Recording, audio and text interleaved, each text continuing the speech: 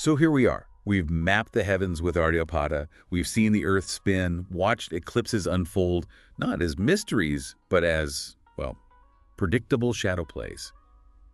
It's been quite the journey, hasn't it? It really has an incredible intellectual construction. And it leaves you wondering, Yeah. okay, where did all this come from? Is it just ancient wisdom handed down? Some kind of divine flash? Or is it something else? Like maybe just pure hard thinking, using your own brain to sift through everything. Exactly. And as Aryabhata finishes his masterpiece, the Aryabhatiya, he actually gives us his own take on this. It's not just calculations, it's philosophy of knowledge.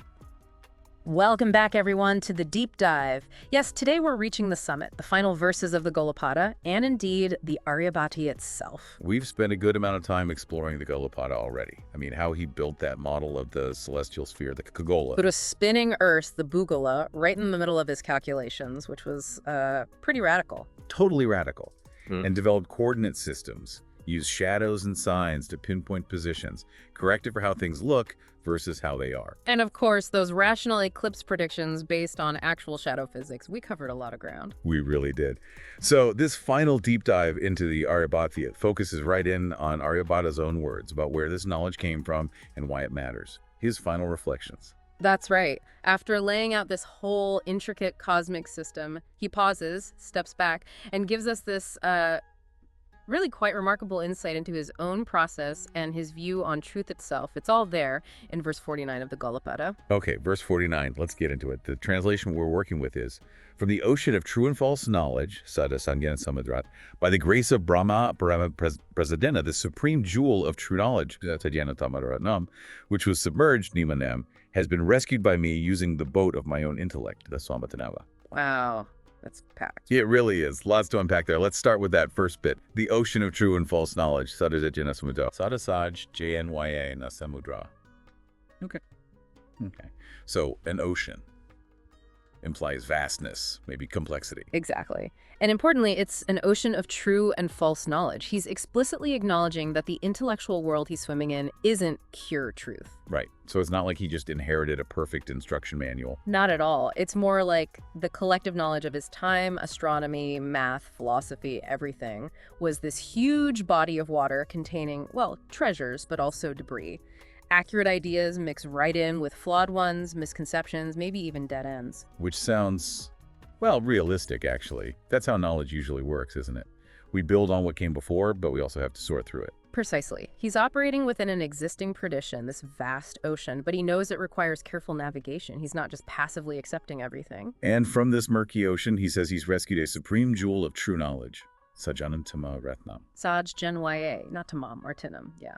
So he sees his contribution, his system, as something incredibly valuable, a jewel. But notice he says rescued or recovered, not created or invented. That's a key distinction, isn't it? He implies this true knowledge, this jewel, was already there, somewhere within that ocean, perhaps obscured or lost, submerged, Namagnum, and his work was about bringing it back to light. Okay, so he sees himself as uncovering a pre-existing truth. Which leads us to the next phrase, by the grace of Brahmā, Brahmaṇaḥ Prasādena. Brahmaṇaḥ Prasādena, right? And this is where interpretations can diverge a bit. The most obvious thought is, well, divine inspiration, right? A gift from the creator god Brahma. That's certainly one way to read it, and it might reflect a sense of profound insight, like a moment where everything just clicked, feeling almost divinely guided. But there are other layers, too. Okay, like what? Well, in Indian thought, Brahman, with a capital N at the end, distinct from the god Brahma, often refers to the ultimate reality, the fundamental principle or order underlying the entire cosmos. So grace of Brahma could mean something more like his work is aligned with the fundamental laws of the universe. He tapped into how things really are. Exactly. It suggests his system isn't arbitrary, but resonates with the inherent structure of reality. It's less about a personal deity handing him answers and more about achieving a state of understanding that's in harmony with cosmic truth. That feels very profound. And maybe less mystical, more philosophical. It could be interpreted that way, and there's even a third possibility, maybe a more grounded one. Go on. Sometimes in context, Brahma could symbolically refer to the established tradition of sacred knowledge or learning itself, the Shastra Sampradaya. So grace of Brahma might be his way of acknowledging the intellectual tradition he inherited, The tools, the concepts, the prior work that made his own discoveries possible? It's plausible. It would be a nod to the lineage of thinkers, the foundation he was building upon. So you have these potential layers: divine inspiration, alignment with cosmic order, or the benefit of established scientific tradition. Maybe it's a mix of all three. It's fascinating how open it is. But then, regardless of the source of this grace or the nature of the ocean, he brings it back to himself, doesn't he? He absolutely does, and this is crucial. He says he rescued this jewel using the boat of my own intellect. Svamatināvā. Svamatināvā, the boat of my own intellect. That sounds incredibly assertive. It is. This is where Aryabhata puts his stamp on it. Whatever external factors might be at play, tradition, cosmic order, divine insight, the instrument of discovery was his svamati, his own mind, his reasoning. So the ocean is the context. The grace might be a favorable condition or alignment, but the boat is his own analytical power, his ability to think critically. Precisely. The metaphor is perfect. An ocean can be vast and confusing. You need a reliable vessel. His intellect, his mathematical skills, his logical deduction to navigate it safely and purposefully, to distinguish the valuable jewel from the surrounding water and debris. It really emphasizes personal agency then. It wasn't just handed to him on a platter. He had to actively use his mind to figure things out. Exactly. It champions rational inquiry. It says that understanding the universe requires rigorous mental effort, critical thinking, calculation. It's not just about belief or inheritance, it's about intellectual work. And you see that throughout the Aryabhatiya, right? Like we discussed, challenging the geocentric view, explaining eclipses rationally. That wasn't just repeating old ideas, that required his own boat of intellect. Absolutely. So this verse 49, it strikes this beautiful balance. It acknowledges the context, the tradition, maybe even a sense of tapping into something larger than himself. But it firmly grounds the achievement in the power of individual human reason.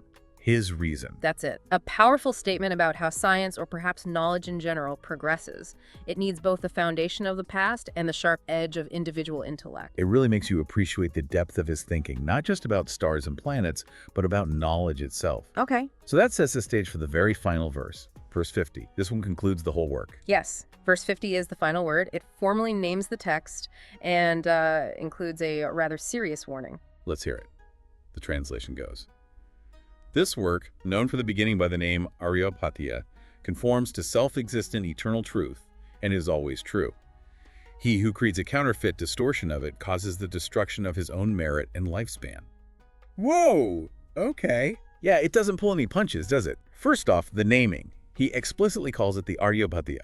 Aryabhatiya. Putting the name right at the end, formally, like sealing it. Exactly. This ensures its identity is clear for posterity. No confusion about which text this is. Then comes that massive claim. It conforms to self-existent reality, Svāyaṃbhuvaṃ, and is always true, Sadā Satyam. Svāyaṃbhuvaṃ, Sadā Satyam. This is huge. Svāyaṃbhuvaṃ means something like self-existent, inherent, arising from itself.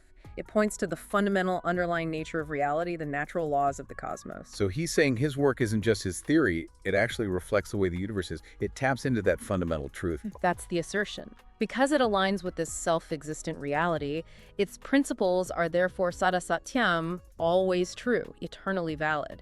It's a claim of objective truth, grounded in the cosmos itself. That's incredibly confident. He's basically saying, this is how things work, folks. He is.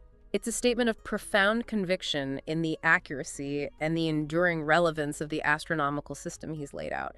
It's not presented as tentative. And that conviction probably fuels the warning that follows. Yeah. Against creating a Pratikañcukaṃ. Pratikañcukaṃ, yes. This word is interesting. It literally means something like a countergarment or disguise. So not just an error, but something that deliberately hides or misrepresents the original. Exactly. It implies intentional distortion. It could mean plagiarizing his work and passing it off as one's own, or deliberately twisting his findings, or making malicious critiques designed to undermine its validity. A counterfeit, essentially. Okay, so it's about intellectual dishonesty regarding his specific work. And the consequences he lays out are, well, severe. Extremely severe. Causes the destruction of his own merit and lifespan. Sukriho. Sukrita. Ayusho. Pranasham. Destruction of sukha, accumulated good deeds or merit and Aya's lifespan. Yes. This elevates the issue beyond mere academic disagreement or error correction.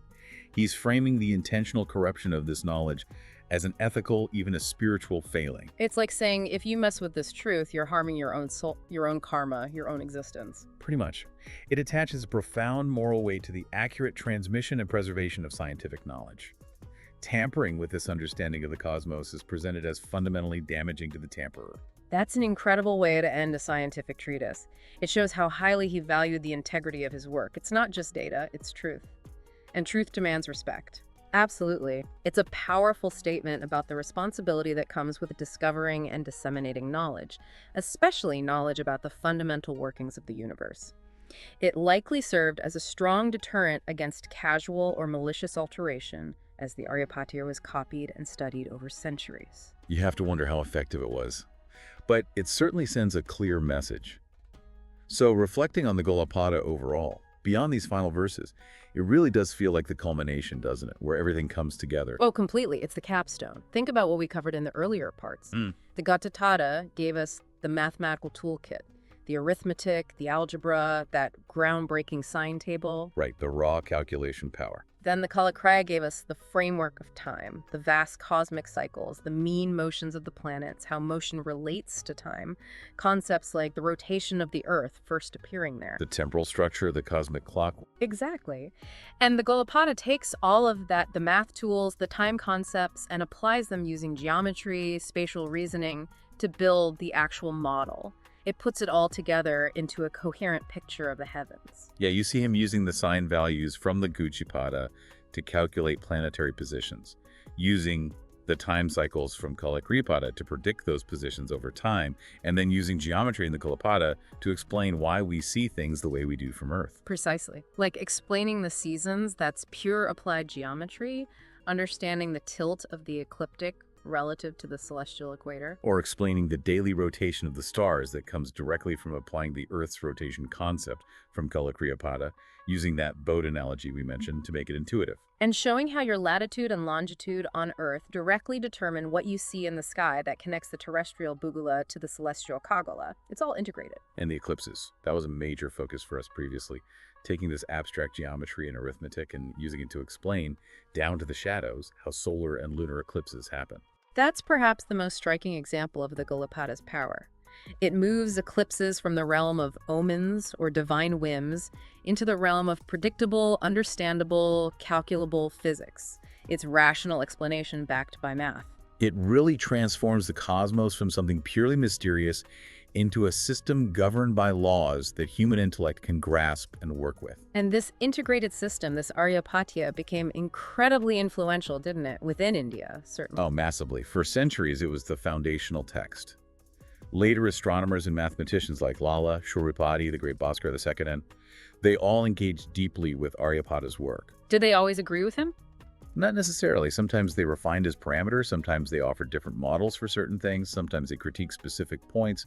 Lala, for instance, famously disagreed with the Earth's rotation. Ah, right. So it wasn't slavish acceptance, it was active engagement. Exactly. But they were all building on or reacting to the framework Aryabhata had established. He set the terms of the debate, the standard for mathematical astronomy in India for a very long time. His work was the reference point. And its reach extended beyond India too, didn't it? We touched on this before. Yes, though the exact roots are complex for historians to trace perfectly. But the core mathematical innovations, especially that sine table. Which was far more accurate than anything the Greeks had. Right. That, and likely, some of his computational techniques definitely found their way into the Islamic world. Which was a major center for science and math during its golden age. They absorbed knowledge from many cultures, including India. Absolutely. So Indian mathematical and astronomical ideas, with the Aryabhatiya being a key source, significantly fertilized the work of scholars in Baghdad, Damascus, Cordoba. And from the Islamic world, some of that knowledge eventually made its way, often through translations and retranslations, into medieval and Renaissance Europe. It's a long and winding road, but the contributions were real.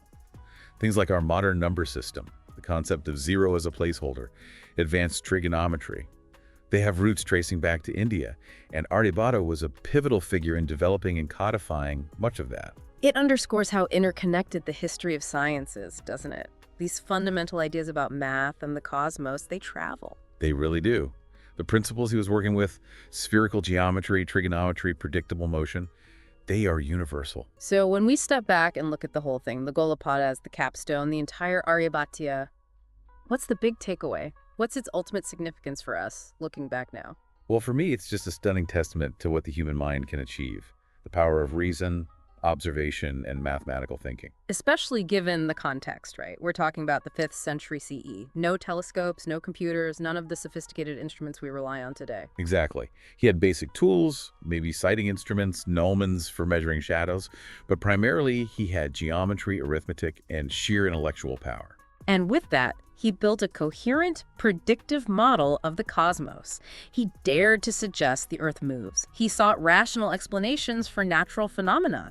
That's remarkable. It really is. It reminds you that these fundamental questions, what is our place in the universe, how does it work, aren't new.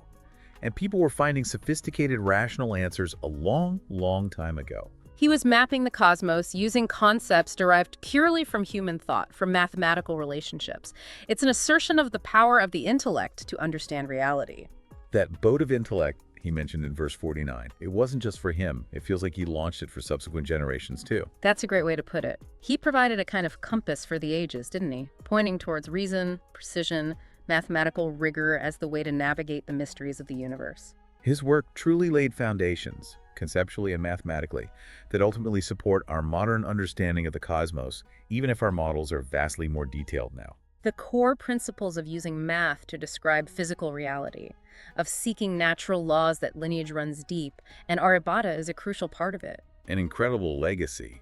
It makes you think, if he could achieve all that with the tools he had then, what profound insights might still be waiting just beyond the reach of our current understanding, waiting for the next boat of intellect to rescue them. A humbling and inspiring thought to end on. The ocean of knowledge is likely still vast and deep. Indeed. Well, thank you so much for joining me on this entire deep dive into the Aryabhatiya, and especially today as we explored Aryabhata's own concluding thoughts in the Golapāda. It's been absolutely fascinating. It has been a genuine pleasure exploring this monumental work with you and with everyone listening.